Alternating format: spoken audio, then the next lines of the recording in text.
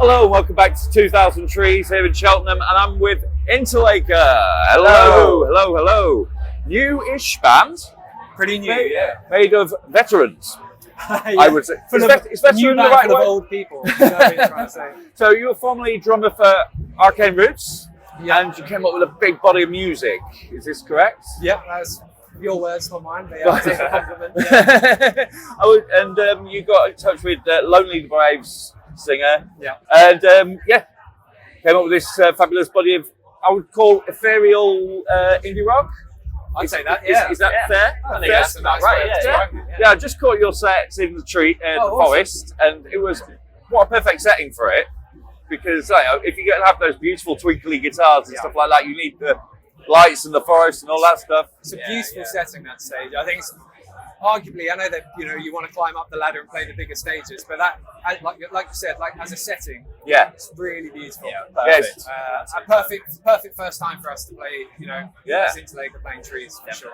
Absolutely. It's definitely be a memorable one.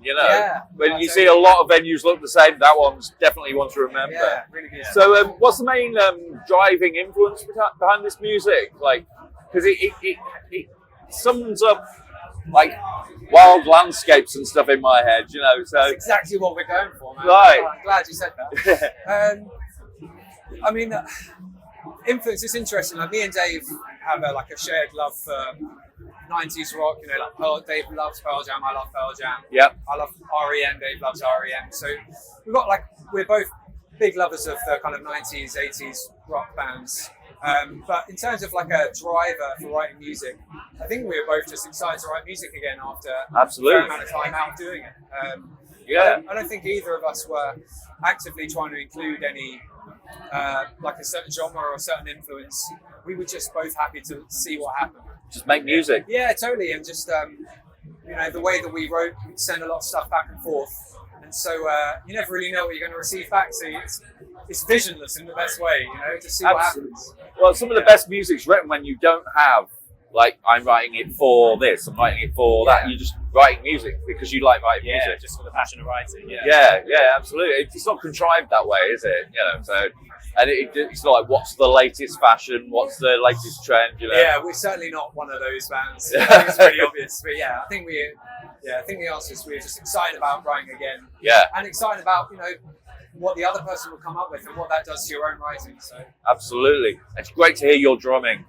The drumming is just fabulous. Well, actually, maybe that is my answer. I was excited about writing drum parts again. So I've done that for a long time because I'm a session drummer by trade. So you're usually given your orders and then you go about and do it. And I've always loved writing drum parts, and I haven't had the opportunity to actually do it in quite a few years. Absolutely. Since I record, so I loved doing that. Isn't it funny, don't you think, that you can tell the tone of the drummer who's like you say, you're a session drummer, and you can hear the precision in it. Oh, I appreciate what I mean? It's but not also the looseness, but looseness in feel very kind of you, as well.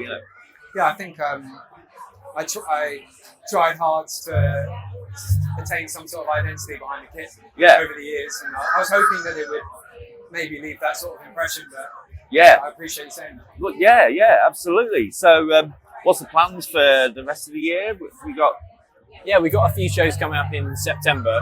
So, one in Brighton, one in Nottingham, one in Guildford, which we're very excited for. And then after that, I think we're planning the rest of the year at the moment. Right. So there's nothing else confirmed, but so there's more coming time. Up. Yeah, awesome.